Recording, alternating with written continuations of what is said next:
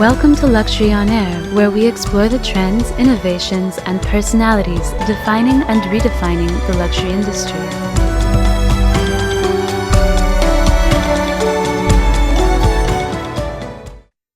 Synthetic diamonds, laboratory-grown diamonds, man-made diamonds. We have heard of a lot of definitions of what now is commonly called lab-grown diamonds. These diamonds are in opposition with natural diamonds, called as well mine-grown diamonds. In terms of market share, if lab-grown diamonds were estimated by Morgan Stanley in 2020 to over 7% of the market, the growth has been quite exponential, to move to estimated 18% of the market in 2024. These lab-grown diamonds come mainly from China and India. That's why I'm wearing an Indian dress today. What has made the market grow so fast? How to distinguish a lab-grown diamond from a mine-grown diamond? Who are the consumers acquiring this new type of diamonds? Are lab-grown diamonds used in a similar way than naturals in the jewelry and watch industry? Which are the new trends crystallizing? My name is Karine Szegedi, and I'm very gifted to have two experts with me today to unpack all of these topics during our first podcast of the 5th season of Luxury on Air, exploring the trends of the luxury industry. My first guest today is an actor that plays fully in the Swiss markets. I'm pleased to welcome Niels Schäfer, co-founder and pioneering sustainable diamond jewelry brand LOEV. LOEV, a company founded in 2022, is fully committed to ethical production using only lab-grown diamonds and precious gem created from renewable energy, as well as recycled precious metals. My second guest is one of the fine experts in the jewelry market, founder of the Eye of Jewelry and lab-grown lover, Eleonor Picciotto. She's a passionate observer of everything and everyone gravitating around the industry. Eleonor, Niels, I'm so thrilled to have both of you with me today. I have to say, considering your travel schedules, the year end and everything, it was quite, it's an achievement by itself that we are here, all three of us, recording this podcast. Welcome to Luxury on Air. Thank you very much.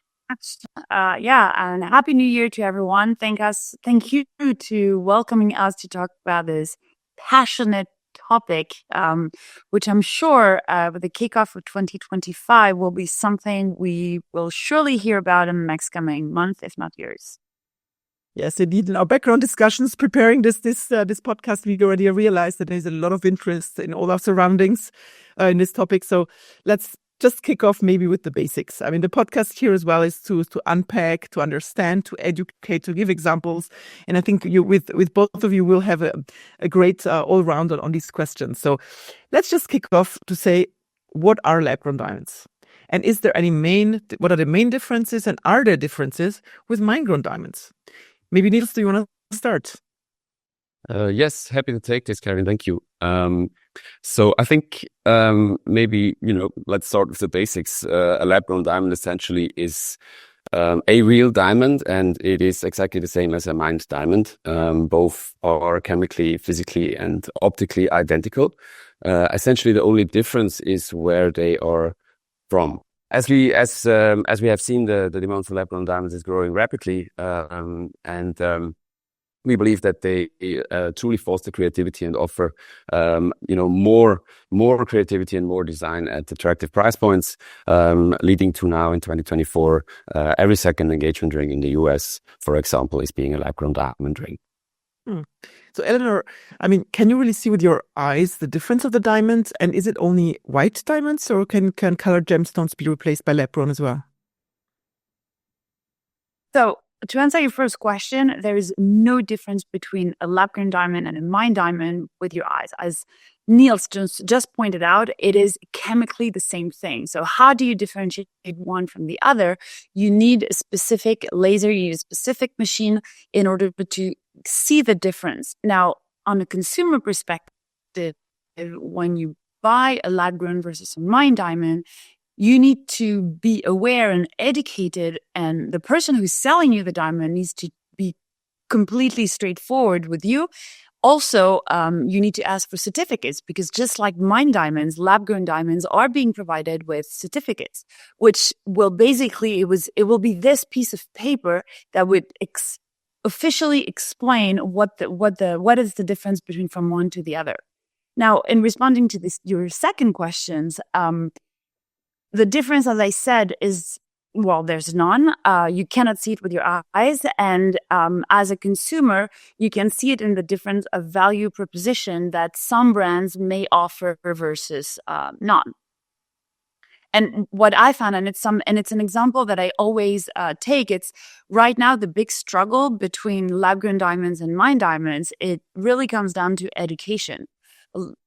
Not a lot of people know about lab-grown diamonds, even professional, and we'll get into this later in the podcast on how the lobby of major brands or the lobby of the industry per se have given a lot of not misinformation, but also in the naming of lab-grown versus mine versus synthetic versus fake diamonds.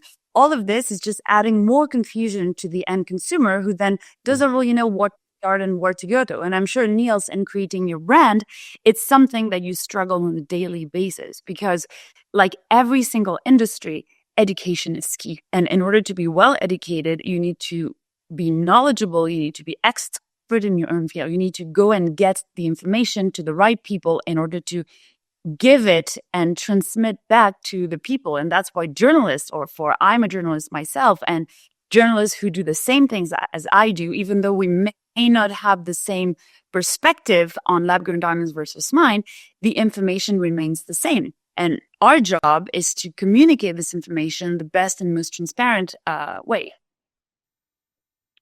So thank you, Eleonor. A lot of answers, and maybe Niels to build on that. You mentioned that 1 out of 2 engagement rings in the US is now lab grown, so meaning that customer acceptance in the US seems to be high. Maybe can we just switch as well? You created your brand, Eleonor mentioned. We mentioned in 2022, so it's young and fresh. Why did you create it, and how educated are the consumers that come and see you? I think, that's super interesting. We started with LOEV in 2022, and it was really at the time, there was really nothing in Switzerland and also across Europe. There hasn't really been a big offering yet, though, as you said, in the United States, the market was already growing fast. That has a lot to do with also that there has been some of the early bigger growers that really invested in the topic also publicly with celebrity investors like Leonardo DiCaprio, who invested in a grower, for example, got a lot of visibility. And, that's why, America obviously picked up first. But at that time, every market, especially in Europe, so fragmented, was different. I think when we started in Switzerland back in 2022, I'd say almost 9 out of 10 people, they didn't really know anything about the concept yet. At this time, when you haven't heard about the idea or the concept of a lab-grown diamond, that we have the possibility to recreate the circumstances under which a diamond grows and is formed in a lab and create the identical product with obviously sustainability advantages, more transparent maybe also, and maybe other factors that are different to a mine stone. These consumers, they still had, the storyline in mind that has been driven by the big, the big players in the market, the mining industry for 100 years.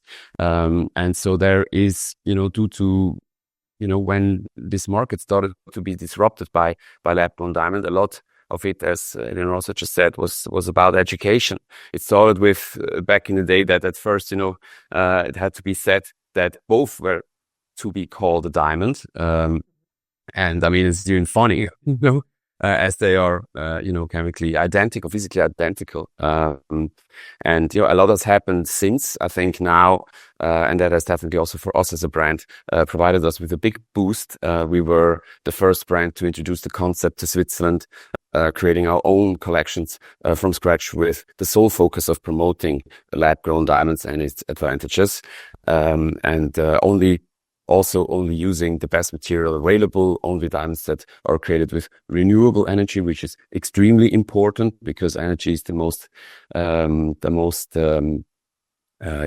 important factor when it comes to sustainability and how sustainable a lab-grown diamond actually is. And now, going back to the start of your question, the market is growing so rapidly and leading to this point now where really every second engagement ring in the United States is created with a lab-grown ring. Europe is a little bit behind as often.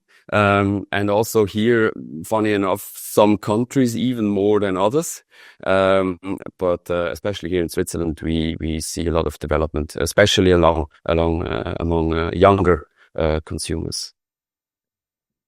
Interesting. So education, we need more. There is some already. You mentioned that in 2022, 9 out of 10 didn't know, so that it's progressing. Let's maybe, before we speak again about consumer acceptance, pricing. What is the price differential between a lab-grown diamond and a mine-grown diamond? Because that's the fundamental question that all consumers are asking themselves. What was the difference maybe 5 years ago, now? And will both hold their value in a similar way? Who wants to start? I guess it depends on the day.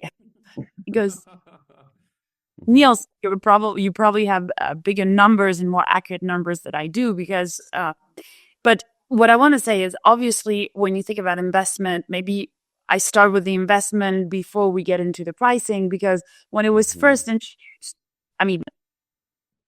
globally introduced, because the first lab-grown diamond was founded in 1953. So it was not like 10 or 15 years ago. It was 1953. And that's something that a lot of people don't know about. Obviously, with the rise of technology and world consumption, this and that, we've seen a lot of lab-grown diamonds being created in different markets. So when we first heard about lab-grown diamond, I remember that we were talking about minus 30%, minus 40% in terms of pricing from what a natural diamond can cost. Truth is, you can have a 10 plus factor, or you can have a 3 plus factor.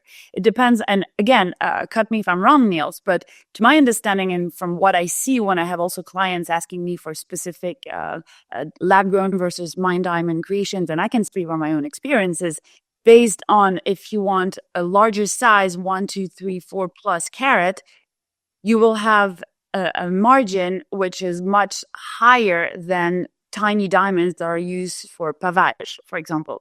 And that's how you can. And that's why it's not really a black or white answer. I can't tell you, well, a lab-grown diamond is 10 times less expensive or 3 times less expensive than a mine diamond.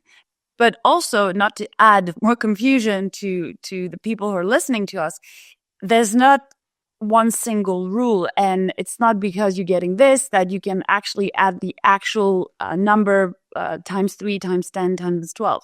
Of course, lab-grown diamonds are less expensive than mine diamonds. That's a fact. Now, you need to take into consideration that when you're paving a wedding band and on the band you have, let's say, 30 diamonds that are 10 pointers, you will pay the exact same price to set this diamond. So one tiny diamond, maybe making this up, but maybe 35 Swiss francs if it's a lab. No, sorry. 35 francs if it's a natural mine diamond versus 10 francs if it's a lab-grown diamond. But the amount that you're going to spend to set this stone is going to be the same. So are you going to be saving that much money if you're doing like a pavage piece of jewelry? Probably not.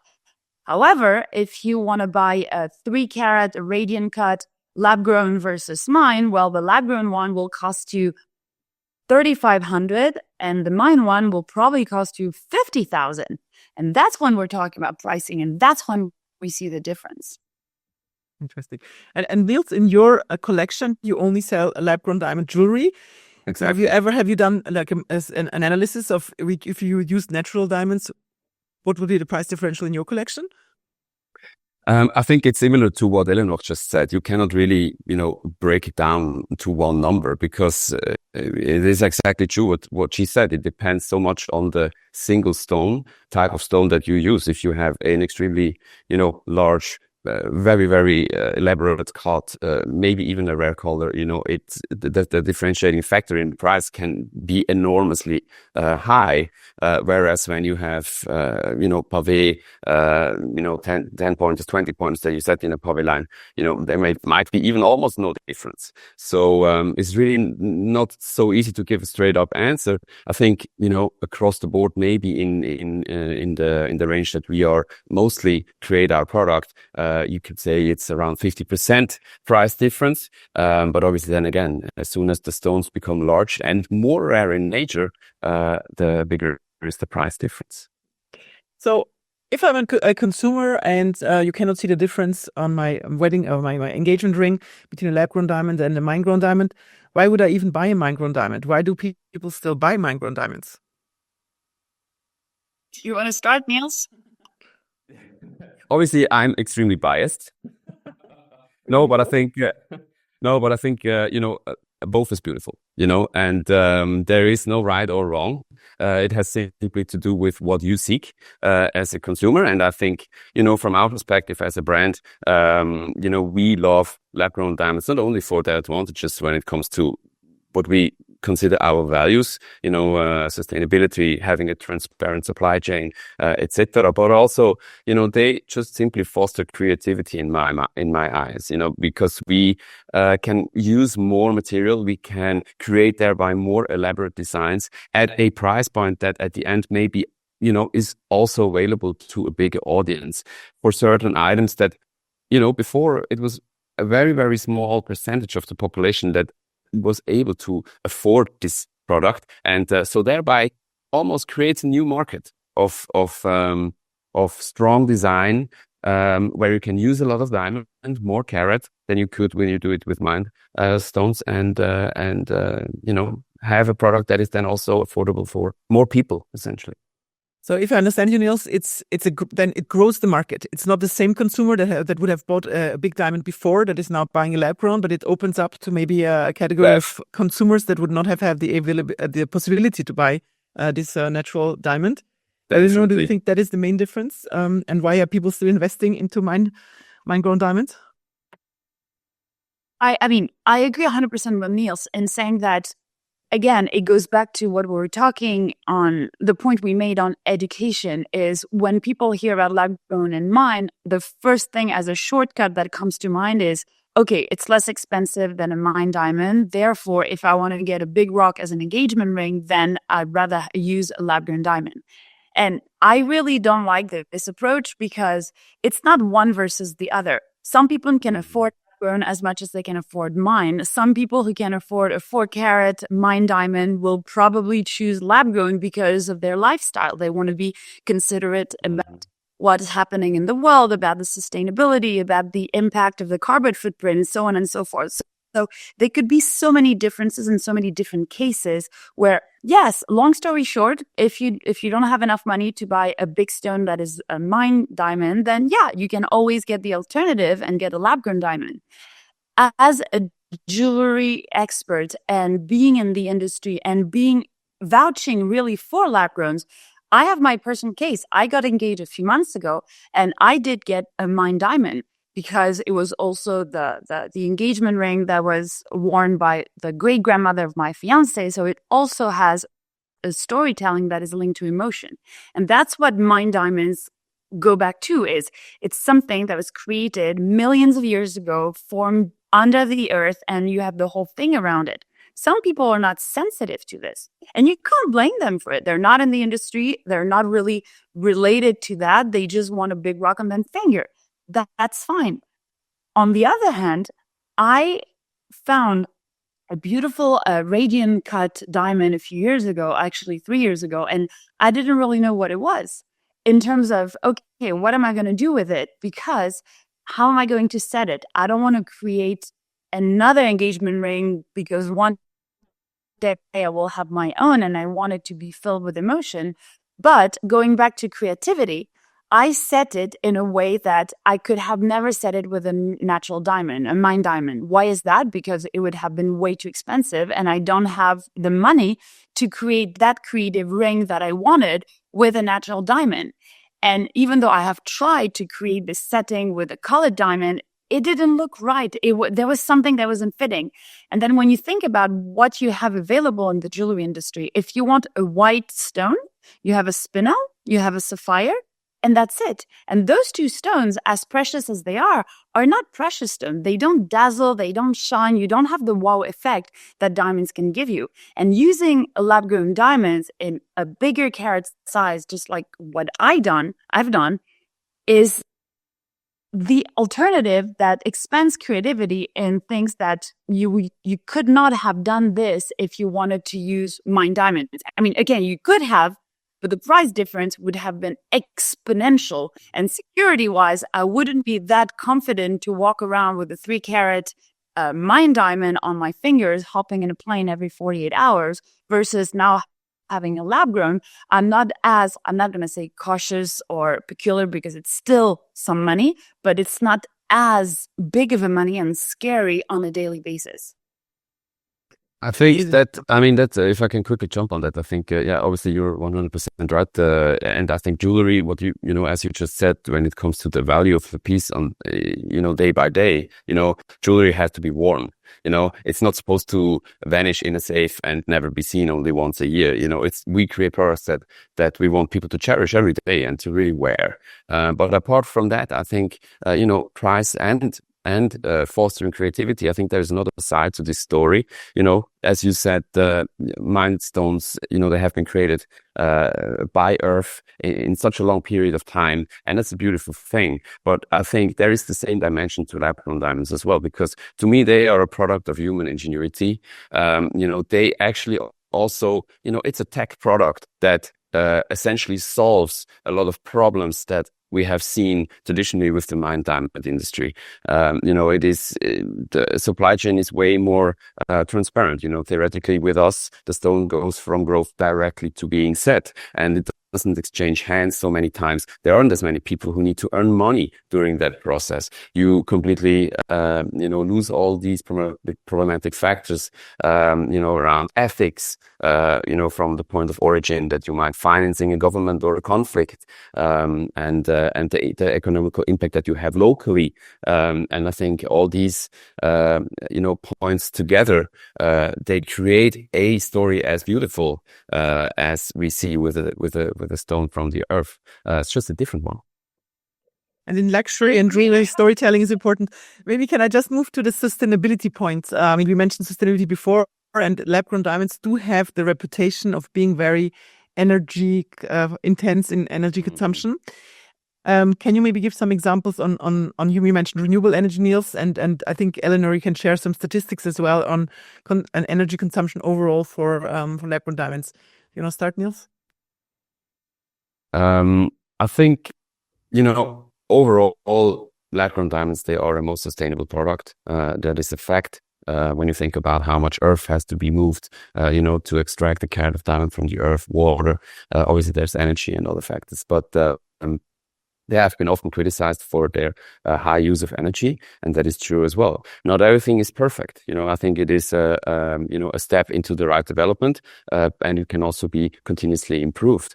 Energy is being the most important factor in creation. So, for example, oftentimes certain countries of origin, lab-grown diamonds from China, they are often created with energy that comes from coal, and that doesn't make it a sustainable product at all. So it is very important when you choose a lab-grown diamond that you are sure that it is certified and coming from a source that creates them with renewable energy. And we have recently launched a very interesting benchmark project with another Swiss company called Enel, where we launched the first ever Swiss-made diamond collection, and it is a very small, has been a small project at this stage, but extremely interesting when it comes to all the details, because these stones are grown at the heart of Switzerland. It hasn't been done before for a jewelry collection, and the energy basically comes from its own backyard, from the Murter River that runs through this area, Murtertal in Canton Schwyz. Some of the energy comes from solar panels on the roof of the facility.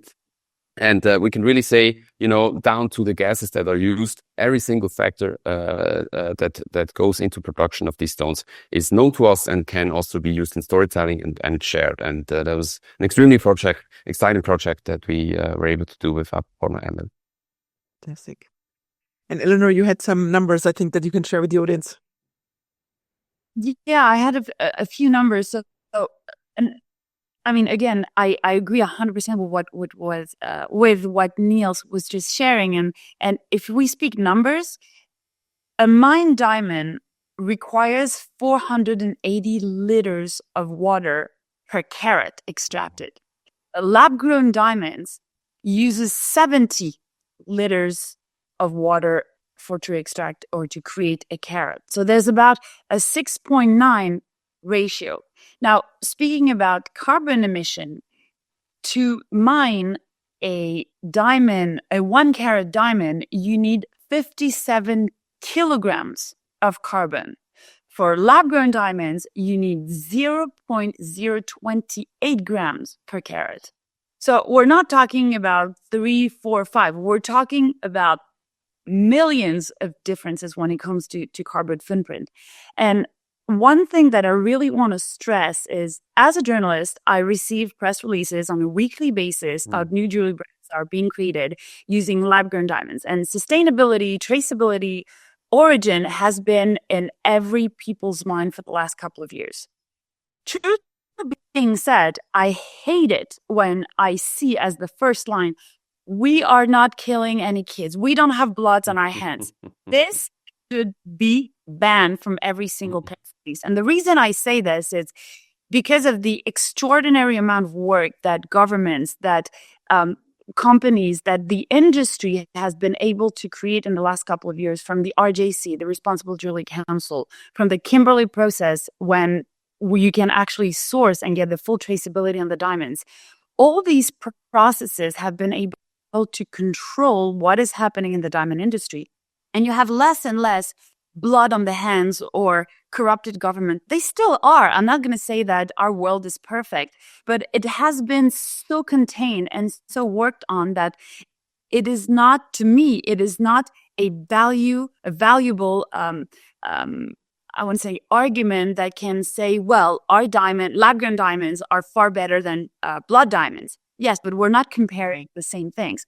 Lab-growns are done in a way, and mine diamonds are done another way. Now, if you really want to make a comparison and make an argument, to me, it goes down again to education and to creativity. And if you want to use one versus the other, it's yours. But eventually, both will need to live next to one another. And the use of it is going to be different. And we're going to be able to expand and create more things that we were ever able to do just because it opens up a new spectrum where you're not going to be using as much of the natural and the raw product than you can when you're using mined diamonds. And I know I'm going a little like fiery on this matter, but we don't mind passion. We love passion. So maybe let's move into the industry overall. I mean, I spoke at the beginning about the growth, and we spoke as well that the consumer base is expanding. So it's not that because there is lab-grown diamonds, you take away some market share from the mine-grown diamonds. It depends if there's growing the market overall or if it's cannibalizing. What are the reactions? I mean, we alluded a bit to the different market players, a lot of intermediaries in this space. How do you see that the traditional industry, jewelry industry and diamond industry has been towards and accepting and even promoting potentially the lab-grown diamonds? Niels, you want to start? Sure, yes. I think overall, maybe you can say, the more traditional maybe a company is, in the diamond industry, the slower probably they are, to accept this new material or this disruption. And I think that is seen, in many other industries the same. That's has led to maybe some of the more fashion oriented, more progressive companies being earlier in adopting the concept, whereas the super traditional jewelers, some, still didn't accept the concept. And did you experience concretely, as an example, any negative reaction or action since you established your company? Or have you been helped by all your market players and partners? I think, yes, both. Obviously, examples, no names, examples. Yeah, and obviously there have been. I mean, I can give you many examples. Some people that maybe entered our showroom and gave us a big speech about why it is wrong what we are doing. and people calling me with feeling the need to explaining their animosity against it, and also maybe some big players in the Swiss jewelry market, that we had long discussions with, who just simply said, they don't feel or are not sure that lab-grown diamonds are here to stay and that they have a future. And I think that's what most traditional jewelers are doing. They are waiting, seeing how the market is developing, but I think that is obviously the wrong approach. I completely agree with Eleonor. It will be there is place for both, and there will be both, and lab-grown diamonds are here to stay. And the market is only growing, and all the signs are showing it. As lab-grown diamonds not only capture market share, but also there is less and less diamonds mined every year, substantially. So due to the the gaining market share of lab-grown. And Eleanor, you maybe for macroeconomics, So and share with you that you can share with your... please. What's up? As I know, maybe for a more macroeconomic space, you want to analyze, but maybe give a few hints already to Niels to help in his daily life. Yeah, of course. This has become an everlasting debate. And as a journalist, when I first started writing about lab-grown diamonds, it was pre-COVID. So it was more than 5 years ago. And I have seen a lot of a lobby from the big players saying that we're not allowed to talk about lab-growns. Those were fake diamonds, so on and so forth. Truth is, it turned out that the reason why we were undergoing this lobby where we were not really allowed to speak about lab-growns, it's because brands were not equipped internally to check every single diamonds that were coming in. And I'm not talking about the big center stone. I'm talking about more of the pavé stones, where you would find a small percentage of lab-grown diamonds within the mined diamond stock that you would buy. And if a client came into the store and said, can you confirm 100% and prove to me that all these diamonds are mined diamonds, they were not able to do so.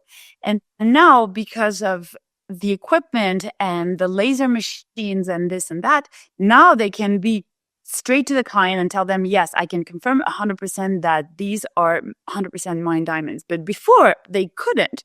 And that's why there was this lobby, because they were uncomfortable. And I'm not saying that the big brands have the trouble in their supply chain and traceability. They were doing everything right. The problem, and you were talking about this a few minutes ago, is that there's so many people involved in the process, from the mine to all the way to when the diamond lands on your piece of jewelry. There's so many steps in the process that not every single person is as well-intentioned as you and I are. And that's why things can get a little bit lost, and you do not have 100% control on it. So that's the one thing I wanted to stress. The second thing is also, again, repeating myself on the education standpoint, but when culture pearls came into the market, it's the same thing. We're not talking about fake pearls. Culture pearls are natural pearls that are just being helped by the man in the very first stage of the process. And the second argument, and you can give to your clients, is one of the best articles I have read on lab-grown diamonds was written by a journalist in the Wall Street Journal a few years ago. And she was making the comparison between mined diamond and lab-grown diamonds as IVF babies. And it's going to shock, and a lot of people just chomping at my throat. But truth is, the result is the same. It's just the way it's made is different. And again, as an image, you don't introduce your baby as my IVF baby. You're introducing it as your baby. It's just that it was, you needed some help. And I'm not saying that one is sustainable and the other one isn't. It really isn't my point. But in people's mind, because they have such a hard time processing the fact that the two diamonds are chemically, aesthetically the same. It's just one was made under the earth, the other one was laid above the earth. That's it. I know I'm going to have a lot of haters today, but it's the truth. No. We have to have examples that stick, and this is definitely what it will stick. Thank you, Eleanor, for bringing it up. Let's move to the next topic. Maybe we spoke about jewelry, and let's maybe speak a bit about the watch industry. You know that we do as well a study, a watch industry study yearly. And in the latest editions, when we asked on the industry executives on how the importance of the material in a sustainable space. In the next 5 years. So firstly, they said, well, certified ethical gold is very important. Then they say recycled packaging is important, up or recycled materials, leather alternatives, and only fifth came lab-grown diamonds as being important. But since then, we have seen as well that a lot of brands, you mentioned Oris yesterday, and Breitling some years ago mentioned not using anything else than lab-grown diamonds in the watch industry. Of course, percentage of diamonds on a watch overall, it's rather small. It's only the stones that are being set. Do you see? Is there a reason that even you would still use mine-grown diamonds in watches, or is the future of the watch industry to move fully into lab-grown diamonds? Eleonor, you want to take this maybe?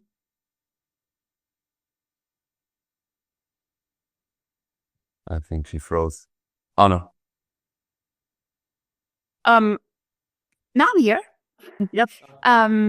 Yeah, I and that's something that when we first starting and I first got into lab diamonds and understanding all the spectrum and creativity that it can offer. When you, and Karine, you mentioned properly that when you put diamonds on a watch, it's purely aesthetic. It's not for an investment. It's not for a value proposition. It's purely aesthetic. And if it's purely aesthetic, it means that it's not going to change anything if it's a lab-grown or mine diamond. And because mine are getting older and older, and I'm not going to say that we don't have, like, the supply of diamonds is getting low by the day. We still have diamonds in the world. That's not an issue.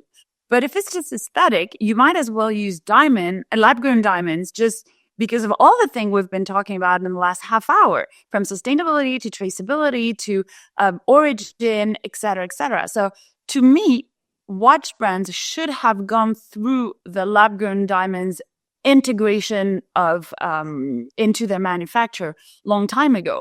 And yes, Breitling were the first one to really get into this. TAG came along in creating some very like specific dedicated watch, and they did it in a way where, in order to prove that what they did could have never been done with mine diamond, because it would have required such an enormous amount of diamond cut and diamond loss that they could only do it with lab growns. And the third brand that got into it is, yes, Oris. They just came out with their new ProPilot X. It was the collaboration they did with the Muppet Show, and they did Kermit last year. They introduced Miss Piggy this year, and it's amazing. It's a really cool watch, and they used a lab-grown diamond and an emerald cut that they set as the 12 index on the dial. And knowing that Oris has been very sustainably implicated in carbon footprint, and they've been actually carbon neutral for the last couple of years, it only made sense for a brand like Oris to use a lab-grown diamonds, because they've never used diamonds in their collections before. So it was another way of saying, okay, we're aligned with our values and what we want to do. And again, it's not because you're adding one diamond that is just a 10 pointers on your dial that your watch is going to cost 10 times what it was. And I think also, and I think I'm going to get hated for that, but I think it's adding diamond on a watch is also a way for brands to get higher prices on their watches, because truth is, it's not because you're adding a few diamonds that the price should be double or triple the size. Again, it's just purely aesthetic. So yeah, truth is, and I'm a firm believer that watch brands who should move towards using more lab-grown diamonds and paving their bezel or their clasp or their bracelet or even their dials. Makes sense. I think it's clear. Any comment from you, Niels, on lab-grown diamonds not being so important to the watch industry yet? Ethical gold being more important. Is ethical origin of gold important for your clients as well in the jewelry industry? It definitely is. I think for the watch industry, I mean, as Eleanor also said, it's not, I mean, obviously there are often not a center stone or something similar. So the sizes that are used smaller, I think the difference there is also less than obviously than with jewelry. Sometimes the focus is different, and I think there is something particularly to the watch industry that's very interesting when looking at lab-grown diamonds, which is highly calibrated, materials that then also are used inside the watch, maybe for the movement, because there is no wear and tear. There is super interesting cases where that is used, and but also for the outside, maybe for a highly geometric calibrated bezel that is easier to create with lab grown than it would have been if you do it with natural. So I think there is a lot of potential. Fantastic. So I'd like to move on the topic of trust, and because of course we mentioned education is important, but trust is important, because when you buy a piece of jewelry, when you buy diamonds, it's of course a certain price level, and you want to know what you buy is of course sustainable. It has been sourced in a way that you can trace more and more, and we know that the digital product passport will be introduced in the European Union soon. Eleanor, you referred to various certifications that have been set up, and the market has been really cleaned and processed and is more under control in the diamond space. Do you feel that there is enough regulations as already in the lab-grown diamond space, and or the market needs still some more structure as well because of the new players coming in? And we've seen some players that went bankrupt. I mean, there was a lot of interest, and then we had some low quality producers that maybe have given an image of a lab-grown diamond of not being of the same standard of quality as a mine-grown diamond. What is your take on the overall industry now, and maybe how it will going to evolve? I think there has, as often when a disruption like that is happening, many new players try or enter the market and seek to capture their share. I think now technology advances, and I think what we will see is that essentially many smaller manufacturers, they might leave the market again, and a few bigger players will essentially really dominate it. I think that's what's going to happen on the production side. But also technology is advancing, and we don't really know yet what is all possible in the field of lab grown. So that is also extremely exciting to see where it will go and what will be possible. And of course, there is a lot of still need to regulate or get certain regulatories in place. It is literally, I think, mimicking some of the things that also were not as transparent or well regulated with the diamond market beforehand. I think yes, there has been a lot has been done by the diamond industry, and yes, there are all kinds of ways, like the Kimberley process, for example. But still, it's not perfect. I mean that's a good example. A diamond from Russia, one of the biggest exporters of gem application diamonds in the world. Still that is not a conflict diamond. Under the Kimberley process, and I think also when you look at simply the countries where most diamonds are coming from, maybe there isn't an active conflict, but maybe you're still financing a government that might not be, that clear with what these funds are used for. No, but I think it is a general problem still. Also in the mine diamond industry, a lot has been done to clean it up, but I think it's far from clean. And obviously the lab grown diamond industry using so much of the process or the infrastructure that has been in place for mine diamonds as well. They face some of the similar problems, and I mean it's especially when you have two products who have a different price, and the only thing that determines if it's A or B is a piece of certification. There is also a lot of potential for fraud. I mean, a few years back, already, there were some numbers that in pavé stones, for example, up to 10% of a batch already were lab grown and not decorated as such. So I think there is on all sides still there is a lot to do, but that's a big advantage for lab grown because, we, in our case, we can literally document from the grower directly to the stone being set. So there is no room for misconduct. But if I can just add something, and of course, I agree with what you said, but I think this chunk of conversation is, in my opinion, a little too far off for the end consumer, because as industry players, we tend to forget that most people don't even know how to read a certificate, whether it's a mine diamond or lab-grown diamond. And before we get into the whole thing, one versus the other, traceability, this and that, when you ask people, do you know what color is your diamond? Well, it's white. No, that's not the answer. DEF are the whitest, purest color when it comes to diamond. Then you have the clarity. Then you have the cat. Then you have the carat. And these are the factors that first and foremost, before asking yourself, do you want to get a lab or mine? What quality do you want? If you're buying a diamond at whatever price and you're not asking what is the color or what is the carat or what is the cut or what is the clarity, you may be buying a diamond that has an HSI color and you're thinking you're making a great deal out of it. Truth is, you have no idea what you're talking about. And if the person in front of you is selling you the diamond and not explaining what you're actually buying, whether it's a lab or a mine, we're already far off the conversation. And I've had people coming to us like, oh, look, I bought this stunning pair of studs. And then I'm looking at the certificate and I'm like, but they're not the same size. A pair should be a pairing, meaning the same color, the same diameter, the same length, the same quality, this and that. And then you're seeing that one is H, the other one is F. And I'm like, where did you buy that? And again, we're not even talking versus lab. We're talking about having the proper and right amount of information, which again goes back to education. And that's the first thing, which is why the GIA has created the 4 C's, which are the four characteristics that can allow you to grade a diamond.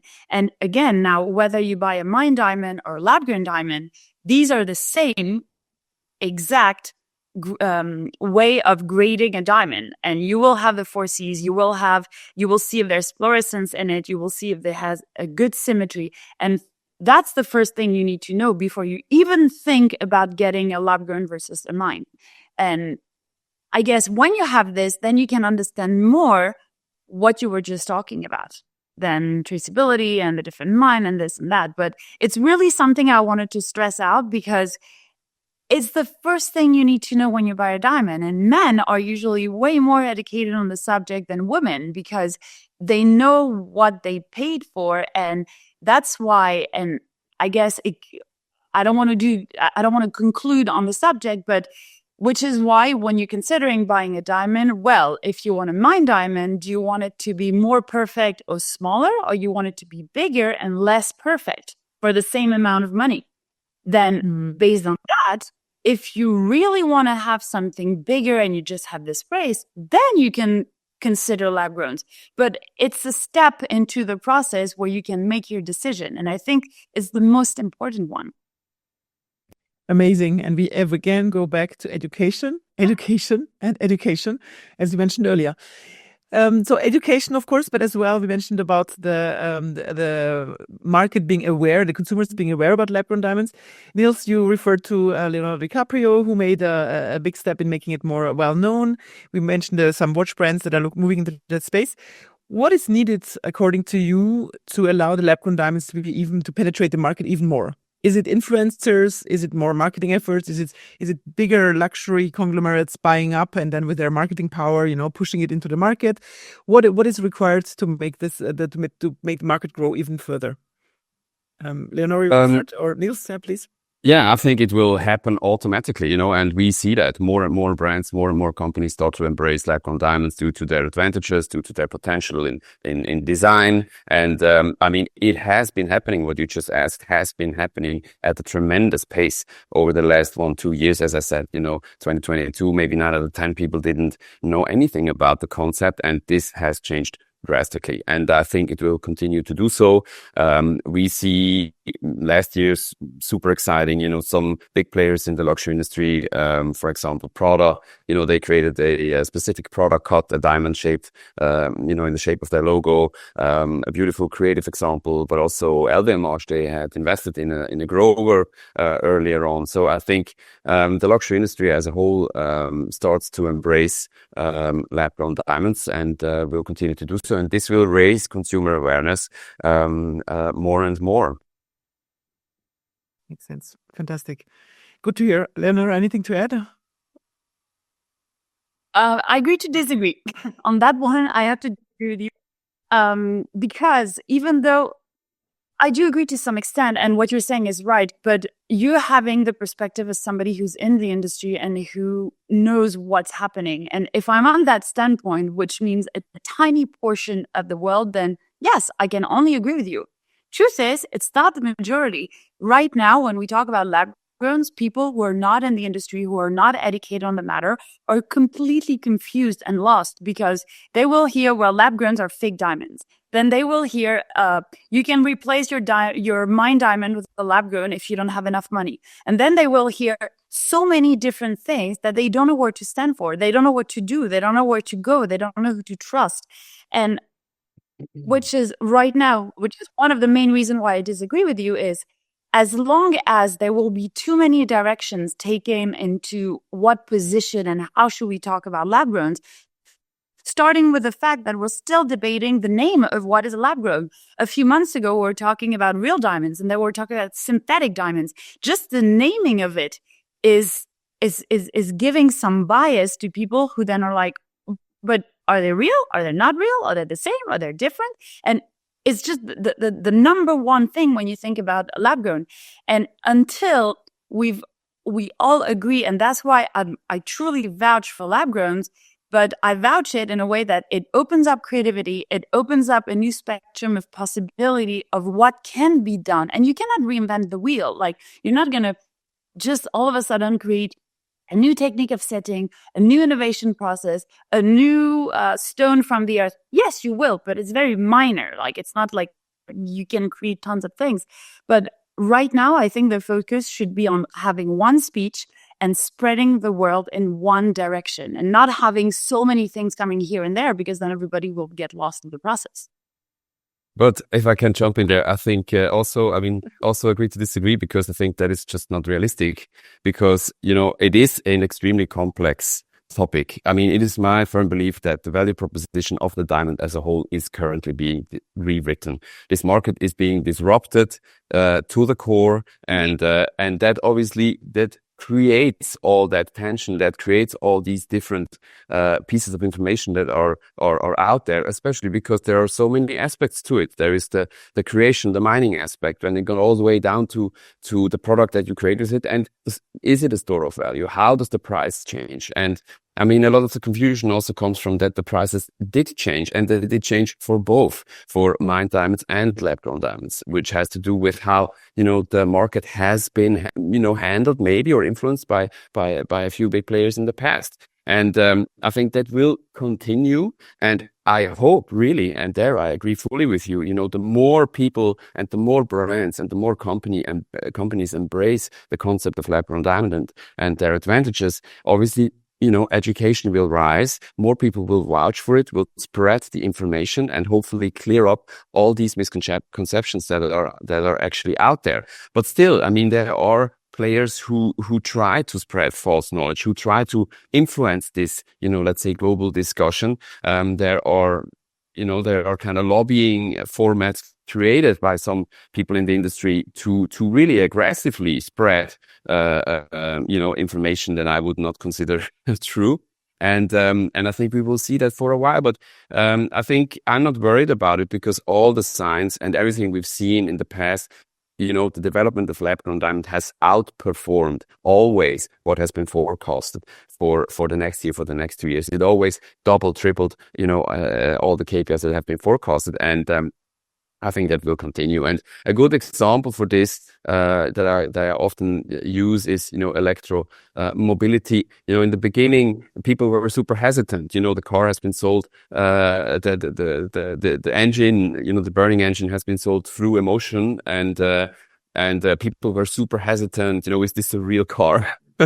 And everything has changed ever since. And still, electric cars, there is a lot of doubt. There are things that aren't right with the batteries and everything.